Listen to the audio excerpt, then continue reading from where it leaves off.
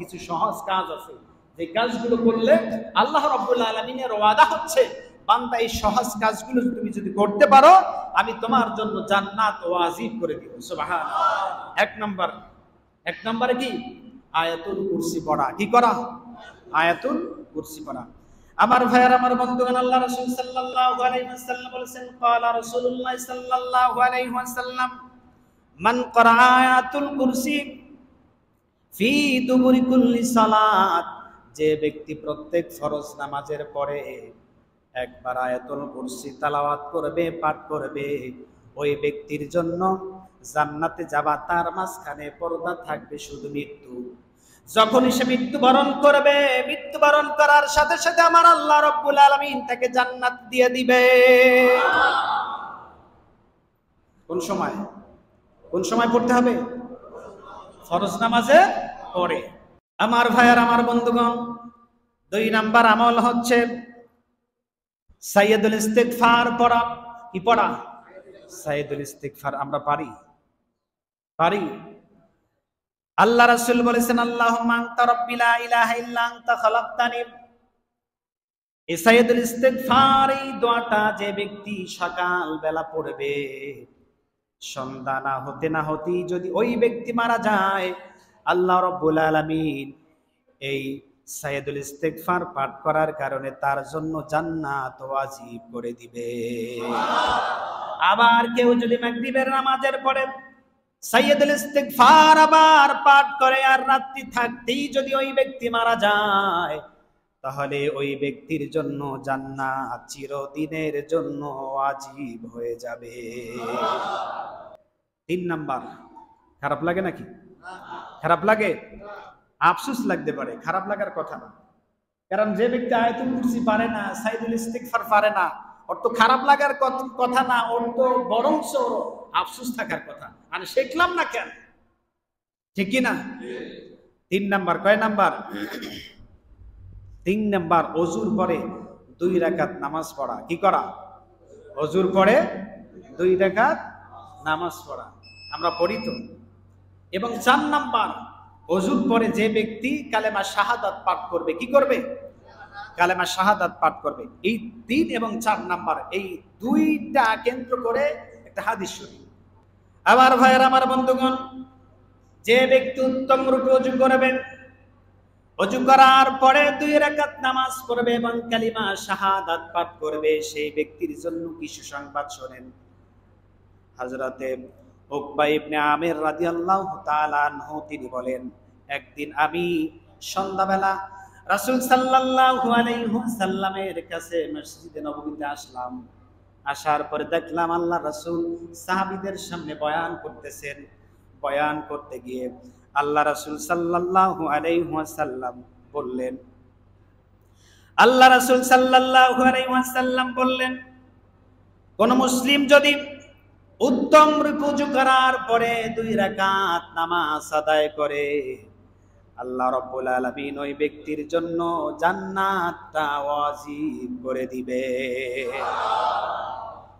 এই কথাটা আমি যখন শুনলাম, আমি এখনো বসি নাই, দাঁড়ানো অবস্থায় আমি যখন মসজিদ নববীতে সন্ধ্যাবেলা যখন আমি ঢুকলাম, ঢোকার পরেই আল্লাহ রাসূল সাল্লাল্লাহু আলাইহি ওয়াসাল্লাম তার জবান থেকে আমার কণ্ঠে এই হাদিসটা, এই বাণীটা পড়লো। আমি সাথে সাথে বললাম, বাহ বাহ, আশ্চর্য, চমৎকার চমৎকার, ইয়া রাসূলুল্লাহ, আপনি খুবই চমৎকার কথা বলেছেন, খুব উত্তম কথা বলেছেন। এই কথাটা যখন আমি বললাম, দেখলাম একজন মানুষ আমার সামনে থেকে বললেন, কে তুমি? কে তুমি? একটু আগে আল্লাহ রাসূল সাল্লাল্লাহু আলাইহি ওয়াসাল্লামের চাইতে আরো চমৎকার কথা বলেছেন, যেটা তুমি শোনো নাই। সুবহানাল্লাহ বলবেন না? আমি লক্ষ্য করলাম, দেখলাম আর আমার সামনে যে ব্যক্তি বসা, সেই ব্যক্তি আর কেউ নয়, সেই ব্যক্তি হচ্ছে আমিরুল মুমিনিন হযরত ওমর বললেন, ভাই তুমি কি পড়ে এসেছো? এখন যে কথাটা আল্লাহ রাসূল বলেছেন, সেই কথাটার চাইতে আরো চমৎকার কথা আল্লাহ রাসূল বলেছেন, সেটা কি তুমি জানো? আল্লাহ রাসূল বলেছেন, যেই ব্যক্তি উত্তম রূপে ওযু করার পরে বলবে আশহাদু আল্লা ইলাহা ইল্লাল্লাহু ওয়া আশহাদু আন্না মুহাম্মাদান আবদুহু ওয়া রাসূলুহু। যে ব্যক্তি এই কথাটা বলবে, আল্লাহ রাব্বুল আলামিন ওই ব্যক্তির জন্য 8টা জান্নাতের দরজা উন্মুক্ত করে দিবে। সুবহানাল্লাহ। ওই ব্যক্তির জন্য জান্নাতের 8টি দরজা উন্মুক্ত করে দিবেন এবং জান্নাত থেকে তাকে ডাক দেওয়া হবে, ভাই ওয়েলকাম, আসো তুমি আমার ভিতরে আসো। সুবহানাল্লাহ। ওই ব্যক্তি তার ইচ্ছা অনুযায়ী যে কোনো জান্নাতের গেট থেকে সে জান্নাতে প্রবেশ করতে পারবে। আমলটা কি? কথা বলেন, আমলটা কি? উত্তম রূপে ওযু করা, 2 রাকাত নামাজ পড়া, কালিমা শাহাদাত পাঠ করা। সুবহানাল্লাহ বলবেন না? 5 নাম্বার হচ্ছে আজানের উত্তর দেওয়া। কি করা? আমরা আজানের উত্তর দেই। আল্লাহ রাসূল সাল্লাল্লাহু আলাইহি ওয়াসাল্লাম বলেছেন, যেই ব্যক্তি মসজিদে আজান শোনার পরে উত্তর দিবে, যখন মুয়াজ্জিন যখন মাইকে অথবা কণ্ঠে, নিজ কণ্ঠে যখন বলবে আল্লাহু আকবার আল্লাহু আকবার, আর এই ধ্বনিটা, এই বাক্যটা যে ব্যক্তি শুনবে সেও যদি একই বাক্য বলে আল্লাহু আকবার আল্লাহু আকবার, উত্তর কি? আল্লাহু আকবার আল্লাহু আকবার। আশহাদু আল্লা ইলাহা ইল্লাল্লাহ, যে শুনবে সেও বলবে আশহাদু আল্লা ইলাহা ইল্লাল্লাহ। এরপর আশহাদু আন্না মুহাম্মাদুর রাসূলুল্লাহ, এই কথাটা যখন শুনবে সেও বলবে আশহাদু আন্না মুহাম্মাদুর রাসূলুল্লাহ। এরপরে হাইয়া আলাস সালাহ, সেও বলবে হাইয়া আলাস সালাহ। হাইয়া আলাল ফালাহ, সেও বলবে হাইয়া আলাল ফালাহ। এরপর আল্লাহু আকবার আল্লাহু আকবার, সেও বলবে আল্লাহু আকবার আল্লাহু আকবার। এটা খুবই কঠিন। আরে ও যা মুয়াজ্জিন যা বলবে আপনি তো তাই বলবেন। তবে হযরতে ওমর রাদিয়াল্লাহু তাআলা আনহুর বর্ণনা এসেছে হাইয়া আলাস সালাহ লা হাওলা ওয়ালা কুওয়াতা ইল্লা বিল্লাহ, এবং হাইয়া আলাল ফালাহ লা হাওলা ওয়ালা কুওয়াতা ইল্লা বিল্লাহ ইল্লা আলিয়্যিল আযীম, এতটুকু আছে। কিন্তু প্রায় হাদিসে এসেছে ওই একই বাক্য, একই বাক্য। যে ব্যক্তি এই কথাগুলো বলবে গুরুত্বের সহিত মনোযোগ সহকারে, যদি যে ব্যক্তি আজানের উত্তর দেবে, আল্লাহ রাব্বুল আলামিন ওই ব্যক্তির জন্য জান্নাত তার জন্য ওয়াজিব করে দিবে। জান্নাতে যাওয়া সহজ না কঠিন? যাওয়া সহজ না কঠিন? আমার ভাইয়ের, আমার বন্ধুগণ, এরপরে 6 নাম্বার 5 ওয়াক্ত নামাজ পড়া। কি করা? 5 ওয়াক্ত নামাজ পড়া। আল্লাহ রাসূল সাল্লাল্লাহু আলাইহি ওয়াসাল্লাম তিনি বলেছেন, কেউ যদি কোন বান্দার যখন তার উপরে নামাজ ফরজ হয়, মানে নামাজের আজান হলো, আজান হবার সাথে সাথেই প্রত্যেক প্রাপ্তবয়স্ক নর-নারীর উপরে নামাজ ফরজ, ঠিক কি না? 5 ওয়াক্ত নামাজ যেই ব্যক্তির উপরে ফরজ করা হলো, আর ওই ব্যক্তি আল্লাহর বান্দা যদি ঠিকঠাক ভাবে উত্তম রূপে কাজা না করে যথাসময়ে নামাজটা সে আদায় করে, আল্লাহ রাব্বুল আলামিন ওই বান্দার সাথে একটা চুক্তি করে। কি করে? চুক্তি করে। আল্লাহ রাব্বুল আলামিন ওই বান্দার সাথে চুক্তি করে, এই বলে, ও বান্দারে, তুমি 5 ওয়াক্ত নামাজ যথাসময়ে আদায় করেছো, তোমার সাথে চুক্তি হচ্ছে আমি তোমাকে জান্নাত দিয়ে দিব। ওই ব্যক্তিকে জান্নাত দিয়ে দেয়। আর যে ব্যক্তি নামাজ পড়ে না, 5 ওয়াক্ত নামাজ যথাযথভাবে আদায় করে না, যথাযথভাবে পড়ে না, সে তরক করে, আল্লাহ রাব্বুল আলামিন বলছেন ওই ব্যক্তির সাথে আমার কোনো চুক্তি নাই। ইচ্ছা করলে আমি তাকে জান্নাত দিতে পারি এবং জাহান্নামও দিতে পারি, তার সাথে আমার কোনো চুক্তি নাই। কিন্তু চুক্তি কার সাথে? যে ব্যক্তি নামাজ পড়ে। যে ব্যক্তি কি করে?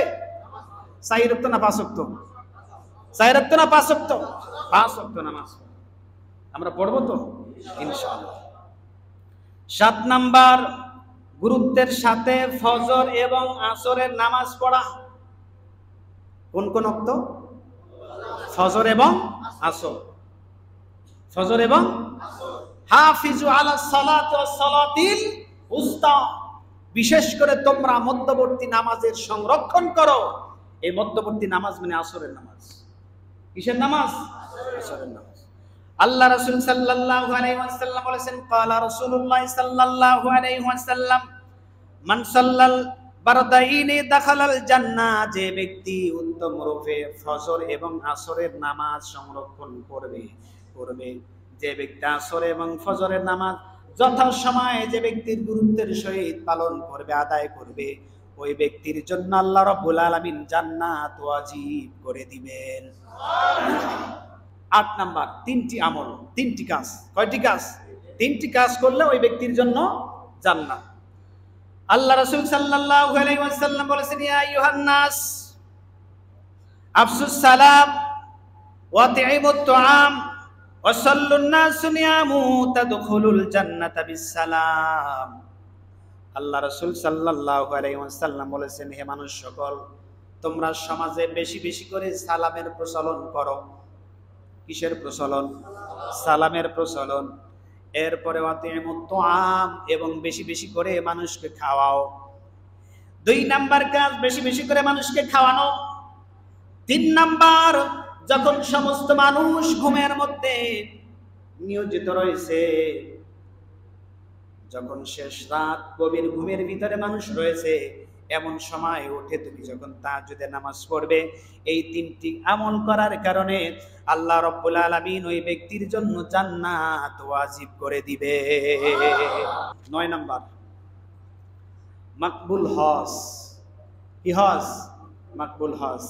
সামনেই তো হজের মাস আসছে, ঠিক কি না? সামনে না? এখনই তো হজে যাওয়ার, এখনই তো প্রসেস চলতেছে। আল্লাহ রাসূল সাল্লাল্লাহু আলাইহি ওয়াসাল্লাম বলেছেন, আল উমরাতু ইলাল উমরা কাফফারাতু লিমা বাইনাহুমা। এক উমরা থেকে আর এক উমরা পর্যন্ত যত সগীরা গুনাহ আছে, সমস্ত সগীরা গুনাহ আল্লাহ রাব্বুল আলামিন maaf করে দিবেন। সুবহানাল্লাহ। বাসায় যাই সুবহানাল্লাহ বলেন, একটু জোরে বলেন না সুবহানাল্লাহ। এক উমরা থেকে আর এক উমরা পর্যন্ত যত প্রকারের সগীরা গুনাহ আছে, সমস্ত সগীরা গুনাহ maaf করে দিবেন কে? আল্লাহ। এক উমরা থেকে আর এক উমরা পর্যন্ত যত গুনাহ, সমস্ত গুনাহ মাফ করে দিবেন, কাফফারা হয়ে যাবে।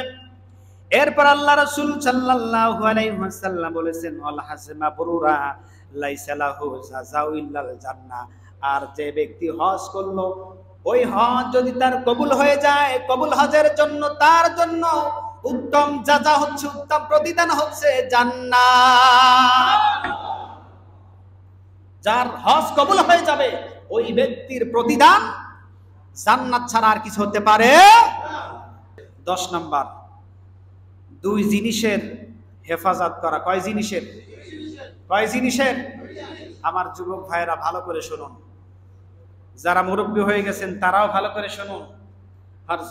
হযরত সাহাল বিন সাআদ রাদিয়াল্লাহু তাআলা আনহু তিনি বর্ণনা করেছেন বুখারী শরীফের 6474 নম্বর হাদিস। আল্লাহ রাসূল সাল্লাল্লাহু আলাইহি ওয়াসাল্লাম বলেছেন, ক্বালা রাসূলুল্লাহ সাল্লাল্লাহু আলাইহি ওয়াসাল্লাম, মাইয়াদমানি লিমা বাইনা লাহইয়াইহি ওয়া মা বাইনা রিজলাইহি আদমান লাহুল জান্নাহ। আল্লাহ রাসূল সাল্লাল্লাহু আলাইহি ওয়াসাল্লাম বলেছেন, যে ব্যক্তি নিজের জিহ্বা এবং লজ্জা স্থানের নিরাপত্তা, সিকিউরিটি দিতে পারবে, ওই ব্যক্তির জন্য আমি জান্নাতের দায়িত্ব নিয়ে নিব। যেই ব্যক্তি নিজের জিহ্বা এবং লজ্জা স্থানের হেফাজতের দায়িত্ব নিতে পারবে, এই সিকিউরিটি আমাকে দিতে পারবে, ওই ব্যক্তির জন্য আল্লাহ রাসূল বলেছেন, ওই ব্যক্তির জন্য আমি জান্নাতের আমি মালিক তাকে বানিয়ে দিব, মানে দায়িত্ব নিয়ে নিব। ওই ব্যক্তিকে জান্নাত দেওয়ার দায়িত্ব কার? আল্লাহ রাসূলের। কার? আল্লাহ রাসূলের।